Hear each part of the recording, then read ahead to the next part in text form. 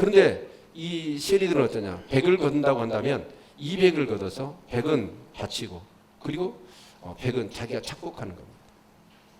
그래서 여기 오늘 본문에 보니까 이 세리장이 또 부자라고 있습니다. 그러다 보니까 이 유대 사회에서는 어떻습니까? 매국노잖아요.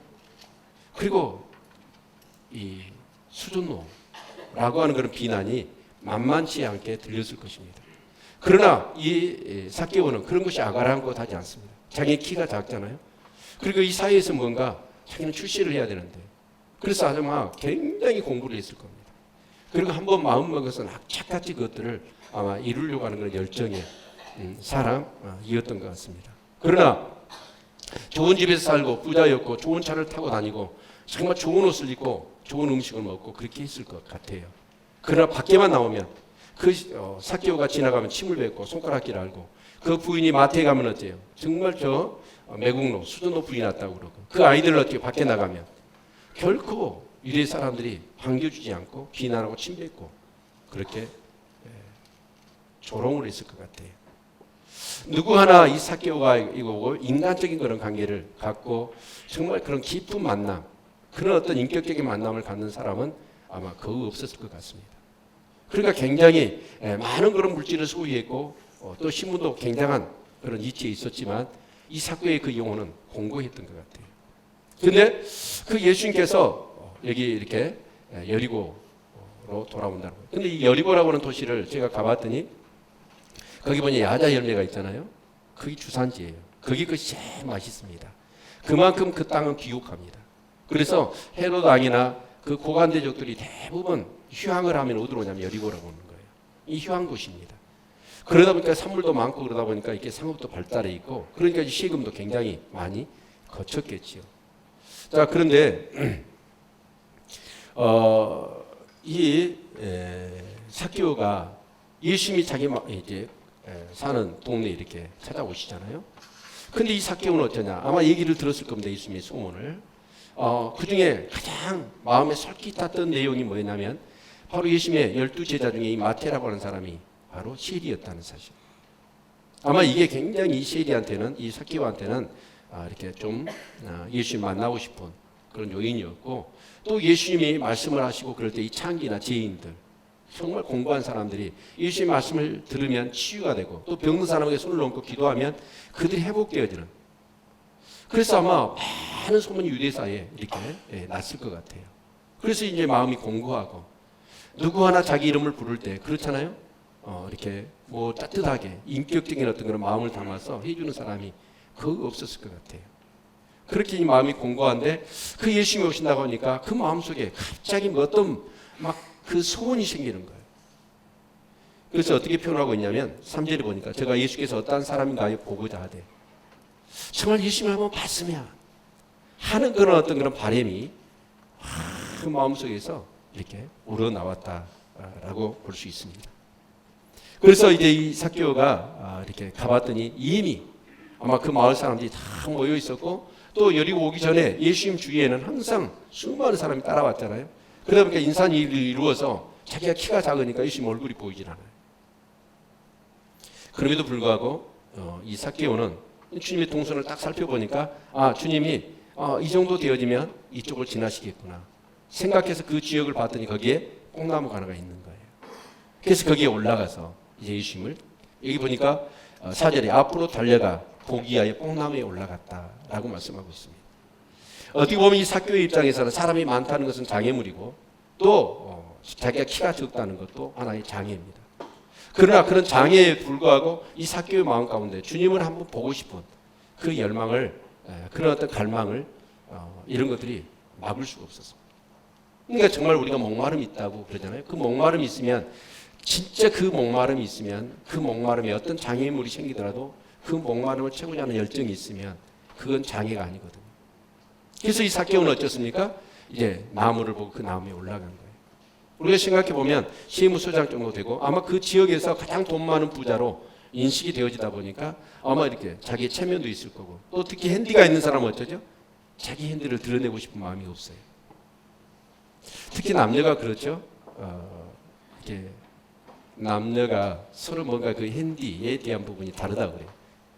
남자는 가장 예민한 게 뭐예요? 키하고 능력이라고 그래요. 여자들은 먹을까요? 몸무게하고 외모입니다.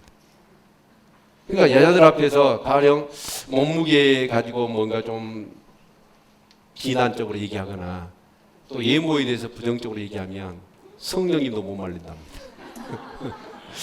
남자 같은 경우는 키 문제를 가지고 뭔가 약점을, 그 키가 작은 사람을 가지고 그 약점을 막 이렇게 얘기하면 정말 남자들은 그 자존심이 굉장히 상해하고 또 능력이 있네 없네 막 그렇게 해버리면 막 우쭐했다가도 그냥 완전히 기가 죽고 화를 막 낸다고 그래요. 거기도 성령님이 못 말립니다. 그러니까 여러분 부부간에 행복하게 살려면 이 두 가지는 서로 건들면 안 돼요. 그러려니 하고 사세요.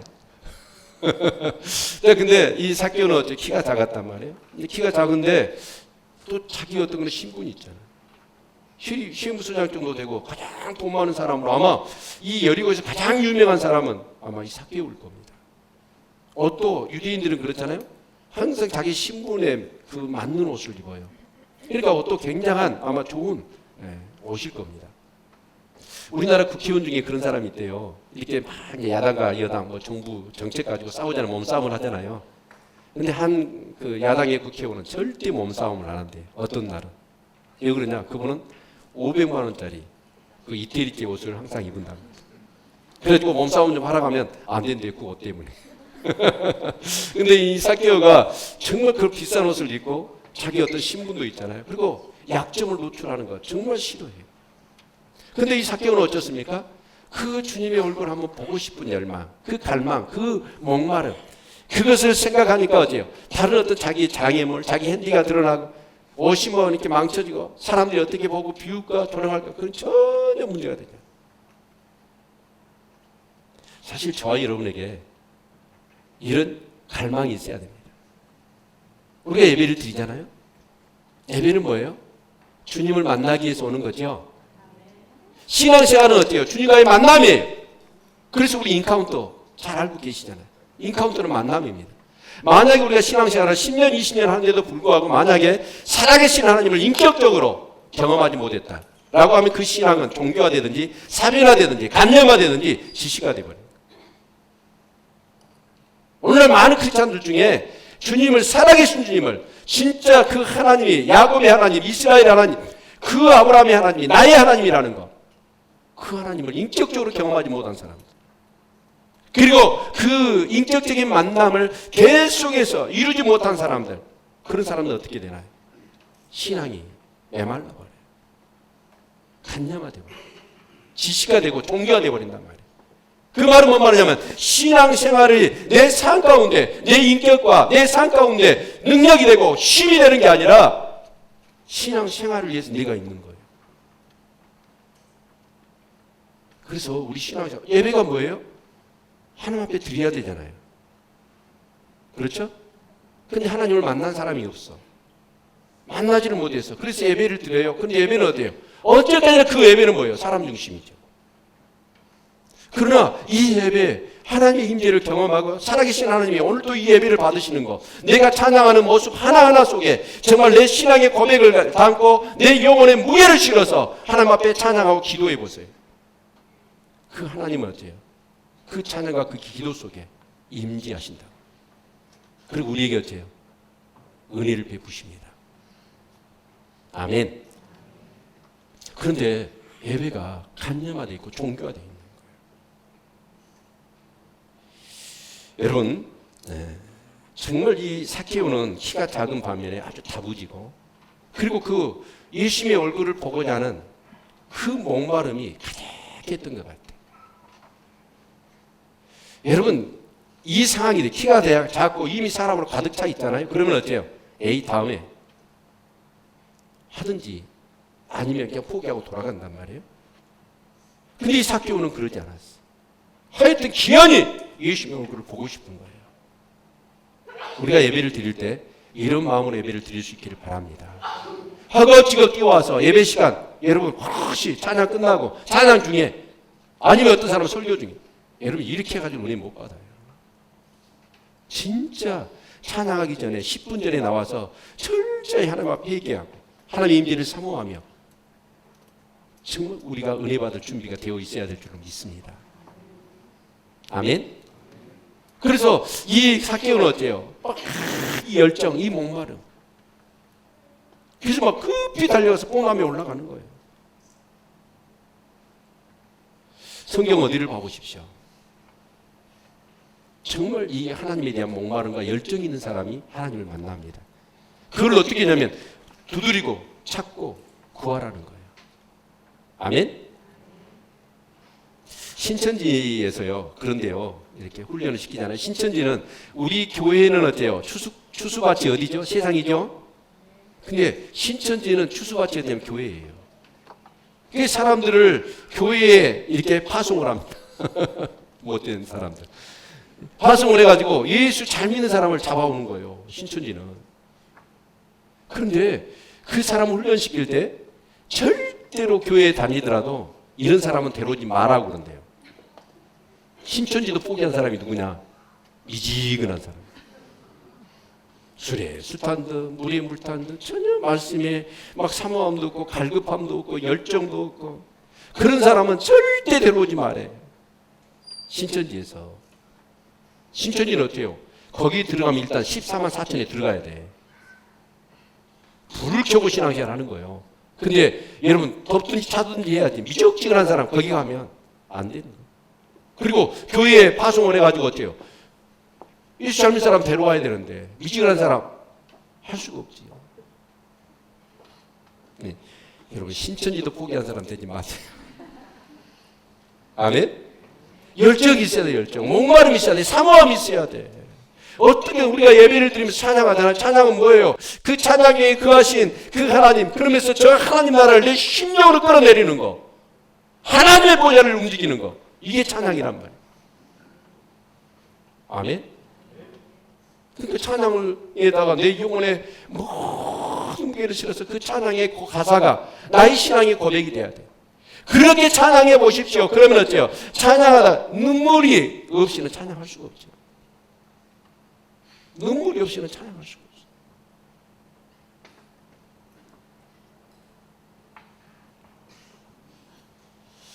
예. 사실 우리가 인생을 놓고 우리 신앙생활을 이렇게 뒤돌아보신다면 항상 주님을 만나려고 할 때는 장애물이 있습니다. 근데 많은 사람들은 어떻습니까? 그 중풍병자 4명의 친구가 어때요? 예수 앞에 왔을 때 똑같은 현상이었잖아요. 근데 그들은 어떻습니까? 지붕으로 와 지붕을 뜯어서 침상째 주님 앞에 달아내지 않습니까? 12일을 혈류증을 앓는 여인도 어쨌든가요? 여러분 장애가 자기 몸에 지니고 있었어요. 혈류증 이게 드러나면 사람들에게 돌팔매 맞아 죽어야 돼요. 죽음으로 무릎쓰고 주님 앞에 가서 어때요? 그 많은 사람들이 예수님 주위에 모여 있는데 그 옷에 손만 대도 나을 것 같은 믿음을 갖고 그 사지를 향해서 뛰어 들어가요. 우리가 하나님의 은혜를 체험하고 주님을 임재를 경험할 수 있다는 건 뭐냐면 이런 어떤 삭개와 같은 열정이 있어야 된다고. 아멘? 뭐 주일이니까 당연히 주일날 나가서 그냥 예배 시간 그래서 예배 듣고 예배 그냥 참여했다가 그냥 뭐 말씀 듣고 예배 끝나니까 그냥 돌아오고 이렇게 해가지고는 주님을 만날 수가 없어. 그러면 그렇게 되면 그 신앙은 어떻게 되냐? 종교화 되어버린다. 종교화 되면 어때요? 그 신앙이 실제적으로 내 삶과 내 의식과 내 모든 사고와 내 가치관의 변화를 줘야 될 텐데 그 하나님의 통치를 받아야 될 텐데 치유와 회복이 일어나야 될 텐데 그게 없는 거예요. 그러니까 신앙생활이 뭐예요? 종교, 의무가 돼버려. 그래가지고 주일날 한번 예배드리러 나오려면 힘들어. 그런데 이 주님을 예배 때마다 경험한 사람은 어때요? 그래서 치유와 회복이 이루어지고 은혜가 메말른 내 심령의 골짜기에 은혜의 생수가 가득 채워지고 이 땅의 것이 아닌 저 하늘의 것을 경험하면서 뭔가 막 힘이 나고 그것을 예배 때마다 경험한 사람은 아니 일주일 살면서 뭐가 기다려져요? 예배가 기다려지지. 아멘.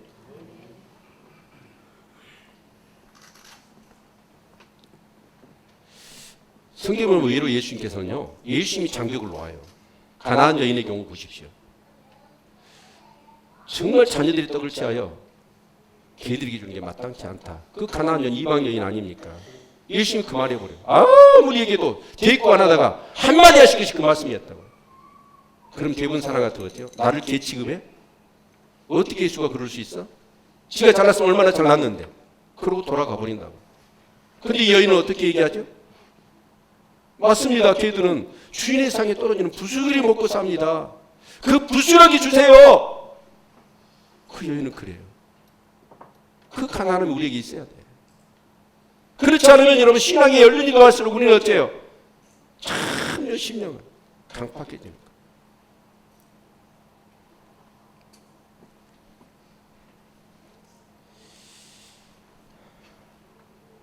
사실 이 삭개오는요, 이 3절의 말씀을 보면 제가 예수께서 어떤 사람과의 보고자 하되 예수를 전에 만난 적이 없는 사람이에요.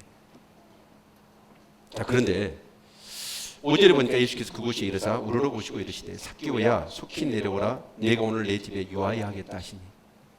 와, 아니 역시 자기가 예상한 대로 예수님이 딱 그 동선을 따라서 나무 밑으로 오시는 거예요. 그래도 예수님께서 나무를 우러러 보시면서 아니 한 번도 만난 적이 없고 알지도 못하는 그 예수님이 자기 이름을 부르는 거예요. 이때 이 삭개오 어땠을까요? 대부분 사람들은 삭개오라는 이름을 넣을 때는 어때요? 시무소장 뭐 이렇게 할 때는 시무소장님 그러지 이름 부릅니까? 그리고 직함 넣을 거 아니에요. 근데 이름만 부를 때는 어떻게 해요? 대부분 마을 사람들 욕할 때 삭개오 XX 그라고 했을 거예요. 근데 그 예수님이 자기 이름을 불러요. 와, 내 이름을 불러 나를 아신다는.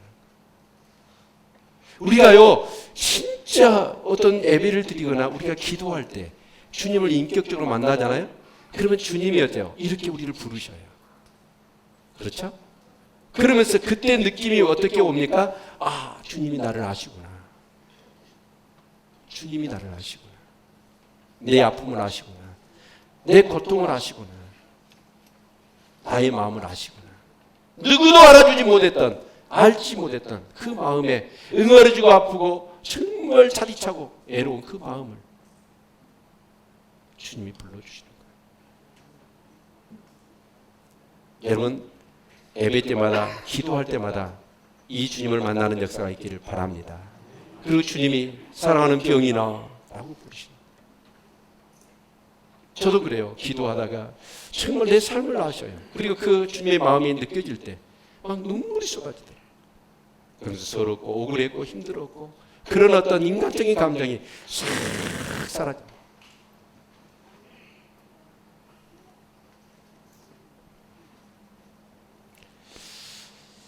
아마 이때 이 삭개오의 감격은 더불어서 이름을 불렀을 뿐 아니라 오늘 내가 내 집에 유하여야 되겠다.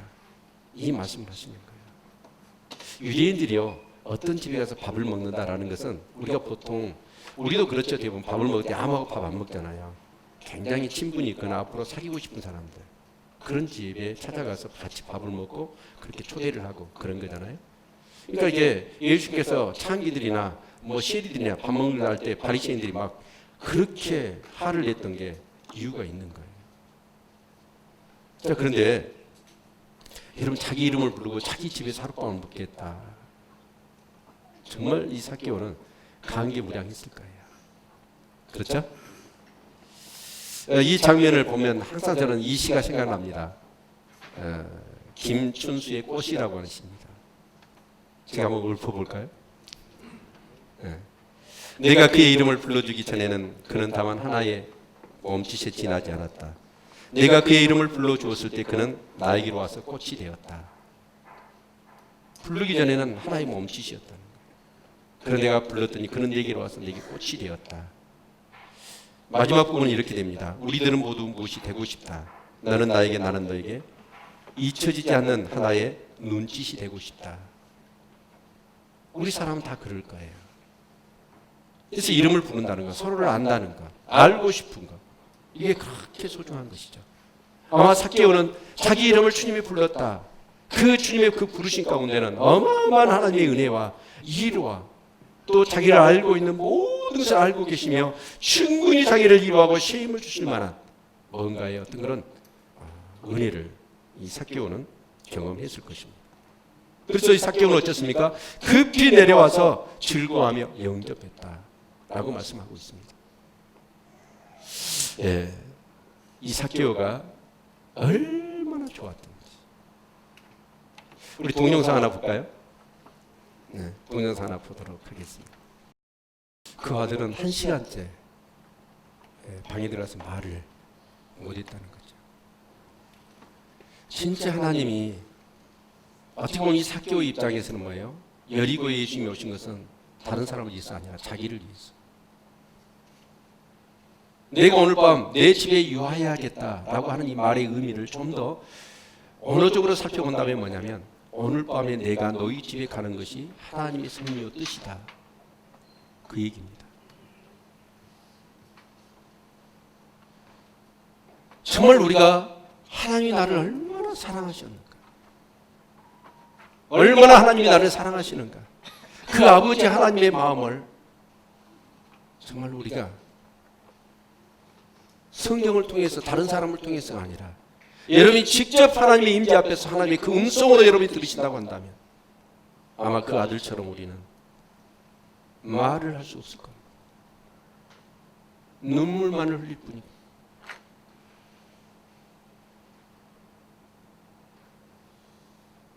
살기가 힘들다고, 누가 나에서 이렇게 말을 했다고, 원망하고 불평하고, 내 삶이 팍팍하고 답답하고 힘들다고 우리는 불평하고 원망하지만 사실은 어떻습니까? 그런 가운데서 우리가 뭔가 힘을 얻으려고 애써보지만 세상에 그 어디에서도 그런 모든 것들을 무마시키고 이겨낼 수 있는 힘을 얻지 못합니다.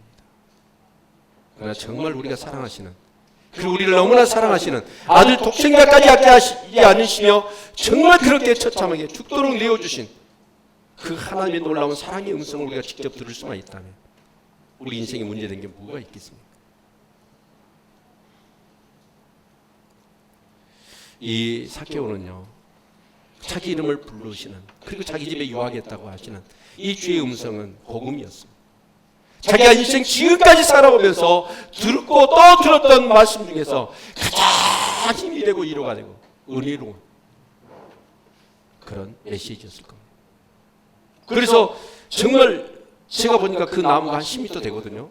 그럼 저 멀리서 예수님이 오실 때 이 삭개오는 제법 높이 올라갔을 거예요.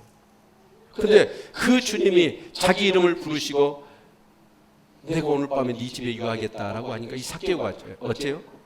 아마 너무나 좋은 나머지 급히 내려올 수 있는 방법은 뭐예요? 떨어지는 수밖에 없어. 떨어지면 가지에 부딪히고 땅에 떨어지면서 아팠을 거예요. 근데 삭개오는 어째요? 아픔은 하나도 느끼지 않아요. 너무나 좋은 거예요.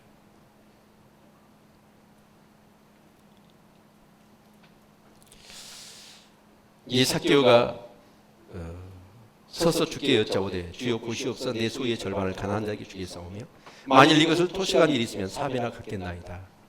이 삭개오가 그 주님을 만나고 나서 모르겠어요. 이 서서라고 하면 그 도중이었는지 아니면 저는 이렇게 생각합니다. 좀 더 추론을 해본다면 이 삭개오가 너무 좋아서 이제 예수님과 예수님의 제자들, 일행들을 집으로 모시고 갔겠지요. 아마 잘 준비해서 잔치를 열었을 겁니다. 그리고 저녁을 먹고 난 다음에 아마 삭개오와 예수님의 그 머물렀던 그 방은요, 불이 꺼지지 않았을 겁니다. 또한 자기 인생사 그리고 주님의 말씀을 이 삭개오는 들었을 겁니다. 주님을 만나고 주님의 말씀을 듣다 보니까 정말 자기의 삶이 어디서 잘못됐는지, 자기는 돈이면 다 매국노란 소리, 수전노란 소리를 들어도 좋아요. 오직 지금 자기의 어떤 그런 모든 그런 삶 속에서 만족을 주는 것은 돈이라고 생각했어요. 그런데 그게 자기의 인생에 만족을 주지 못하고 오히려 그것 때문에 자신의 삶이 힘들고 고통스러웠다는 사실을 깨닫습니다. 그리고 이제 이 삭개오는 어떻게 합니까? 자기 소유의 절반을 팔아서 가난한 자들에게 주겠다. 그리고 이것을 토식한 일이 있으면 내가 4배나 갚겠습니다. 라고 고백하는 거예요. 여기서 이 누가가요, 이 19장에 이 삭개오 얘기를 하잖아요. 근데 우리가 이제 성경을 말씀을 묵상하는 사람들의 유익이 뭐냐면 성경을 단편적으로 끊지 않습니다. 전체적인 성경의 그 줄거리 맥 속에서 이 본문도 우리가 살펴봐야 되는 거예요. 그러면 이 주제, 여기서 지금 삭개오 얘기를 비사로 든 주제가 뭐냐면 바로 영생이거든요. 구원의 문제거든요. 근데 구원의 문제가 어디서부터 시작되냐면 18장에서부터 시작됩니다. 누구를 통해서냐면 그 부자 간원이 예수께 찾아와요. 예수께 찾아와서 어떤 질문을 던지냐면 선한 선생님이여 내가 무엇을 하여야 영생을 얻겠습니까? 라고 하는 질문을 던지는 거예요. 그러자 예수님께서 네가 선하다는 기준이 뭐냐? 오직 하나님만이 선하신데 그러면서 이 10계명의 대인관계, 대인계명 중에서 5계명부터 9계명까지를 쭉 나열을 하십니다. 그러니까 놀라웠게도 이 부자 청년이 간원이 뭐라고 얘기하냐면 그것은 내가 어려서부터 다 지켰습니다 라는 거예요. 대단한 거죠. 부자가 그냥 다른 사람 착복해서 어떻게 해서가 아니라 그 계명들을 지켜서 행했다고 한다면 자기 힘으로 순수하게 돈 벌어서 부자가 된 거예요. 그러면서 그 계명을 다 지켰다는 거예요. 그때 예수님께서 그 부자 간원에게 오히려 너에게 한 가지 부족한 것이 있다. 그러면서 네 소유를 팔아 가난한 데 주고 나를 쫓으라라고 얘기해요.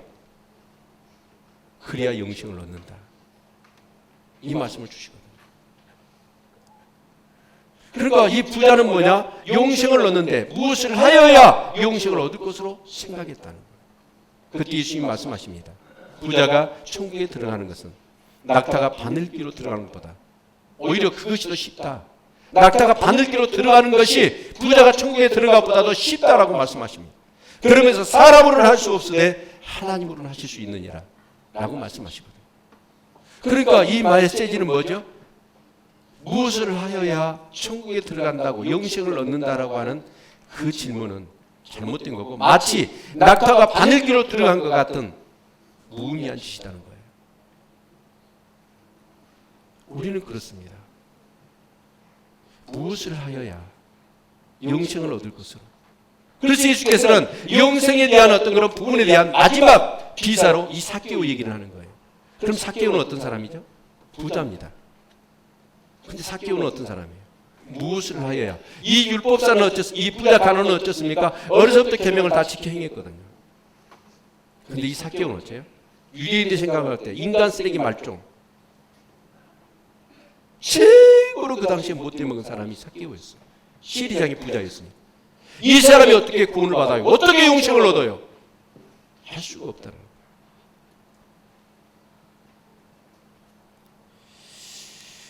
여러분 그러면서 이 18장에 나왔던 것 중에 하나의 그 내용이 바로 가부의 기도입니다. 불의한 재판관이 있습니다. 이 사람은 하나님을 두려워하지 않습니다. 사람을 무시합니다. 그리고 불공정합니다. 뇌물을 먹고 부자나 돈 있는 사람들, 그러니까 권세 있는 사람들 얘기는 들어주지만 특히 그 당시에 가부, 이런 사람들, 힘없는 사람 얘기는 아주 묵살해버린 사람이에요. 그러니까 재판을 어떻게 합니까? 돈 있는 사람들 얘기 들어도 그 사람 편 들어버리는 거예요. 근데 이 과부는 어떻습니까? 원수, 어떤 원수인지는 모르지만 그 원수 때문에 원한이 있어요. 마음에 한이 서려 있어요. 근데 이 재판관은 어떤 사람이에요? 아주 인격적으로 못돼 먹은 사람이에요. 그러나 한 가지 이 재판관에게 있는 힘이 있습니다. 그게 뭐죠? 자기의 원한을 들을 수 있는 힘이 있는 사람은 오직 유일한 재판관밖에 없어요. 그러니까 이 과부가 어떻게 합니까? 아침 저녁으로 출퇴근 앞에 그 강가에 앞에 가지고 출근하거나 퇴근하면 내 원한을 들어달라고 그렇게 재판관에게 부르짖는 거예요. 그러니까 이 재판관이 진짜 얼마나 그 한을 가지고 재판관한테 얘기를 했든지 하나님도 두려워하지 않고 무시하고 사람을 무시하고 불공정했던 그런 재판관이 이 사람 소원을 안 들어주면 나를 번거롭게 하고 나를 계속 괴롭힐 테니까 내가 들어줘야 되겠다. 그러면서 예수님께서 어떤 얘기를 하시냐면 하물며 하늘에 계신 그 하나님께서 택하신 자의 부르심에 응답하지 않겠느냐. 그 말씀을 하시는 거예요. 여러분 저와 여러분에게 있어서 기도는 뭐예요? 정말 우리 안에 한이 있는 기도가 돼야 돼. 한이. 아 있어도 되고 없어도 되고 있으면 좀 좋고 그러니까 좀 주세요. 이 기도 말고 진짜 하나님께 영광 돌리고 싶고 하나님 뜻대로 살고 싶잖아요. 교회를 놓고 보더라도 진짜 교회가 살아있어야 되잖아요. 영혼을 구원하고 진짜 그 승리를 가지고 하나님께 영광을 돌리고 근데 그렇지 못하잖아요. 그럼 그것이 한이 되어서 진짜 하나님의 부르심을 따라 살아야 되고 하나님의 기쁨을 내는 삶을 살아야 되는데 우리 그렇게 살지 못한 것 때문에 한이 되어가지고 하나님 전에 엎드려서 막 후리짓고 기도해야지. 그러면 하나님이 그 기도에 응답하시겠대요. 아멘. 저와 여러분에게 그런 한이 있는 기도가 되기를 바랍니다. 아멘. 그러면서 소경 바디메오 얘기를 또 하십니다. 소경에게 눈을 뜰 수 있는 소망은 뭐밖에 없냐면 메시아가 오는 길밖에 없습니다. 메시아됨의 사역의 가장 핵심적인 것은 소경이 눈을 뜨는 거예요. 그런데 이 바디메오는 남에서 소경되었는데 자기에게 유일한 소망은 누구밖에 없어요? 메시아가 오는 거예요. 메시아란 말은 히브리어죠. 그리고 그리스도란 말은 헬라어입니다. 똑같은 말이에요. 근데 이 소경 바디메오가 보니까 자기 마을에 누가 오셔요? 예수님이 지나가는 거예요. 자기 앞으로. 그러자 이 바디메오가 뭐라고 얘기합니까? 다윗의 자손 예수 나를 불쌍히 여겨달라고. 그러니까 이제 제자들이나 따라다녔던 사람들이 어때요? 소경이 구걸하다가 그 소리를 지르는 거예요. 그러니까 어때요? 소경 주제에 시끄럽게 한다고 이러면 제지를 해버린 거예요. 무한을 줘버렸어. 웬만한 갈망이 없는 사람들, 그런 사람은 어때요? 그렇게 거기에 주눅 들어가지고 꼬리 내린다고요. 근데 이 소경은 어쩌습니까? 메시아에는 소망이 없어. 근데 그 메시아가 자기 앞을 지나고 있는데 이 기회를 놓치면 되겠습니까? 안 되는 거지. 사람들이 막 주눅 들게 얘기를 하는데도 불구하고 오히려 소리를 들어 다윗의 자손 예수의 나를 불쌍히 여겨달라. 그러니까 주님이 들으시고 눈을 뜨게 해주시잖아요. 우리 정말 그렇습니다. 일반 은총 속에서도요, 세상 사람들도요, 뒤로 무르는 사람은요, 뭔가를 이룰 수 없습니다. 나중에 은혜 받지. 아니에요. 지금이 구원받을 때고 은혜 받을 때입니다. 아멘. 그런데 한번 생각해 보십시오. 부자 간호는 어렸을 때 계명을 다 지켰다고 해요. 그러니까 예수님께서 가난한 자들, 네 재산을 가난한 자에게 팔아 주고 나를 쫓으라고 했거든요. 그런데 재물이 막는 것 때문에 이 사람은 어때요? 근심하고 주님을 떠나버렸어. 그런데 이 삭개오는 어떠셨습니까? 주님을 만났거든요. 주님을 만나니까 너무 좋은 거예요. 그래서 주님이 시키지도 않았는데 이 삭개오는 자기 입을 들어서 뭐라고 얘기합니까? 내 소유의 절반을 팔아 가난한 사람이 주겠다는 거예요. 그리고 누구 것을 토식한 일이 있다면 4배로 갚겠습니다. 우리 출애굽기 22장 1절에 보니까, 그리고 레위기서 6장 5절의 말씀을 우리가 살펴보면 그냥 사람을 칼로 죽이고 그 사람 재산을 뺏었다, 그런 흉악한 범죄를 저지르고 남의 재산을 이렇게 갈취한 사람, 그런 사람은 회개할 때 사비를 갚아야 돼요. 그러나 이 삭개오처럼 자기 직분을 이용해서 뭔가 자기 어떤 그런 물질을, 속임수나 어떤 그런 자기 고난을 통해서 그렇게 물질을 채운 사람은 5분의 1만 더해가지고 갚으면 되는 거예요. 그런데 이 삭개오는 어떻습니까? 5분의 1을 적용해야 될 사람이 가장 가혹한 율법을 자기한테 들이대는 거예요. 사비를 갚겠다. 그러니까 이 삭개오는 지금까지 매국노 수저노 소리를 들어 돈이 최고였잖아요. 근데 예수님 만나자마자 완전히 가치관이 싹 바뀌어버려요.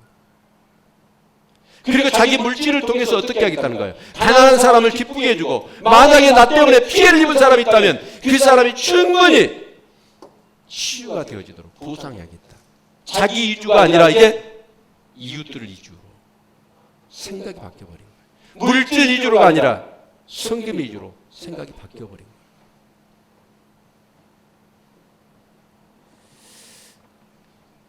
삭개오가 어떻게 이렇게 변화됐나요? 주님이 막 그렇게 하라겠어요? 아니요. 주님 만나는 순간. 정말 우리가 신앙생활을 그렇게 10년, 20년을 함에도 불구하고 변화가 되지 않는 이유는 뭐예요? 진짜 우리가 예배드리는 횟수를 쉬어볼까요?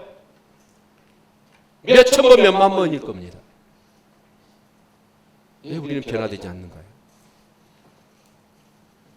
어떻게 보면 그건 우리가 예배를 드리는데 그 예배 중에 주님을 만나지 못한 거예요.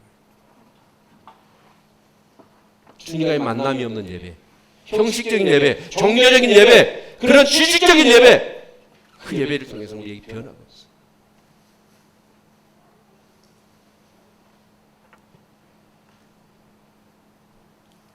사랑하는 성도 여러분, 그 부자 간호는 그렇습니다.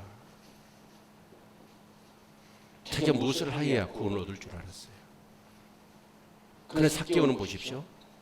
무엇을 하였나요? 오히려 죄악만 범한 사람입니다. 그러면 이 삭개오의 기사를 통해서 예수님께서 말씀하시고자 하시는 내용이 뭐예요? 우리가 영생을 얻는 것, 구원받는 것은 우리의 어떤 그런 의지나 우리의 노력이 아니라는 사실입니다. 여러분, 우리의 영생, 우리의 구원은 하나님의 주권에 달려 있습니다. 하나님의 은혜입니다. 무엇을 해서 우리가 구원받는 게 아니에요. 삭개오는 이미 구원받은 사람이에요. 주님을 만나고 구원을 받았어. 그리고 나서 너무나 그 구원의 은총이 주님이 나를 만나주셨다는 이 사실, 주님이 나를 알고 계셨다는 이 사실이 너무나 감사해서 그렇게 자기가 소유의 절반을 팔아 가난한 데 주고 누구 것을 토식한 일이면 네 배나 갚겠습니다 라는 거예요. 여러분, 하나님은 그렇습니다. 교만한 자를 물리치십니다. 겸손한 자를 자에게 은혜를 주십니다. 항상 저와 여러분 그렇습니다. 저도 그래요. 제가 목회자잖아요. 목회자이기 전에 크리스찬입니다. 하나님을 믿는 하나님의 자녀예요.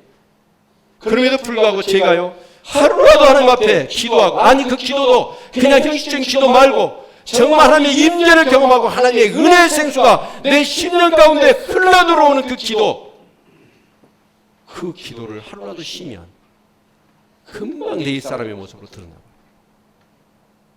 은혜가 없으면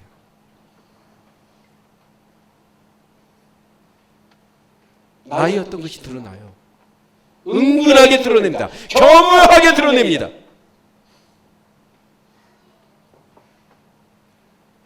구원은요, 우리 예수 믿는 사람에게 있어서 처음입니다.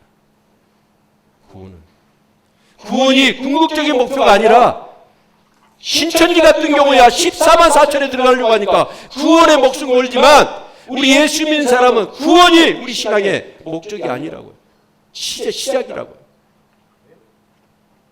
우리에게 있어서 목표는 뭐예요? 구원받는 우리 백성들에게 있어서, 하나님의 자녀들에게 있어서 목표는 뭡니까? 주님을 쫓는 거예요.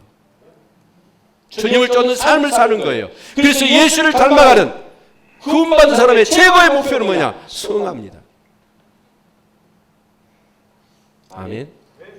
성화에 주님을 닮아가시야. 내 성품이 바뀌어야 돼. 내 가치관이, 내 의식이, 내 삶의 행동이 바뀌어야 돼요. 여러분, 여기 예수님께서 삭개오 집에 머무르겠다고 그러니까 거기 주위에 있는 무사람이 보고 수군거렸다고 그러잖아요. 대부분 교회에서 수군거리는 사람은 누구예요?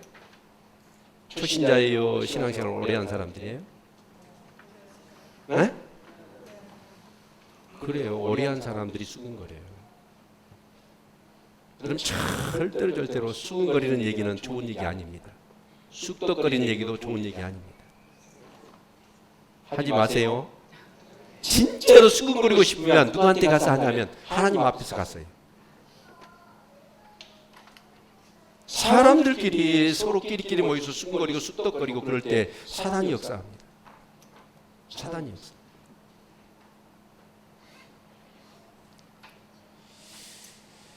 9절에 보니까 예수님께서 이르시되 오늘 구원이 이 집에 이르렀으니 이 사람도 아브라함의 자손이미로다. 구원의 은총을 베푸신 것을 볼 수 있습니다. 단지 여러분 여기 뒤에 10절의 말씀, 인자의 온 것은 잃어버린 자를 찾아 구원하려 함이니라 라고 하시던 이 말씀의 의미를 우리가 좀 더 깊이 생각해 보아야 합니다. 이의 아버지 삭개오는 누굽니까? 잃어버린 자예요. 원래는 누굽니까? 구원받은 하나님의 자녀입니다. 아브라함의 자손이었습니다. 아멘. 주님을 만나니까 그 영혼이 다시 회복된 거예요. 아멘. 특별히 저와 여러분도 그렇습니다. 잃어버린 자를 찾아 구원하시고자 하신 하나님의 마음, 그 마음을 가지고 우리 교회가 열심히 전도하고, 아직도 이 물질의 세속주의에, 자기 욕심에, 자기 열망에 사로잡혀 있는 수많은 어둠 가운데 있는 사람들, 삭개오처럼 주님 만나게 해줘야 합니다. 그리고 잃어버린 자를 찾아 구원해야 됩니다. 이것이 교회의 목적이고 이것이 우리의 사명입니다. 저는 이렇게 정말 우리 교인들이 이 운동을 일으켰으면 좋겠어요. 매주 축제 예배. 매주 축제 예배가 뭐죠? 아기가 태어나는, 전도가 되어지는, 등록하는 사람이 한 주도 끊어지지 않고 계속 등록되는 사람이 있는 것. 이럴 때 교회는 어때요? 가정에 아기가 태어나면 축제잖아요. 그렇지 교회도 뭐예요? 영혼이 구원받아서 정말 전도되고.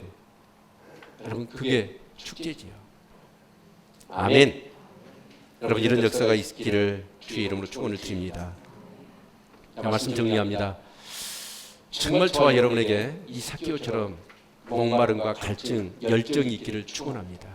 예배 때마다 정말 살아계신 하나님의 임재를 경험하는 그런 역사가 있기를 소망합니다. 여러분 그분은 영이셔요.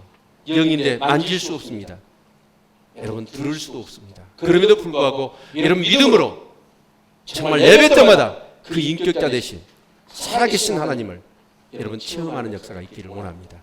그런 정말 하나님의 임재와 그 은혜를 경험하고 나면 삭개오처럼 우리는 어째요? 도저히 변화되고 싶었는데 변화될 수 없는 우리의 무능력하고 연약함이 깨어지고 포기할 수 없는 것도 포기가 되어지고 정말 놀라운 변화가 우리의 인격과 우리의 삶 속에서 일어날 줄로 믿습니다. 그것이 경험되어진다면 우리의 예배는 얼마나 놀랍게 변화되고 우리의 삶은 얼마나 여러분 하나님의 영광으로 가득 차겠습니까? 이런 놀라운 역사가 있기를 축원합니다. 기도하겠습니다.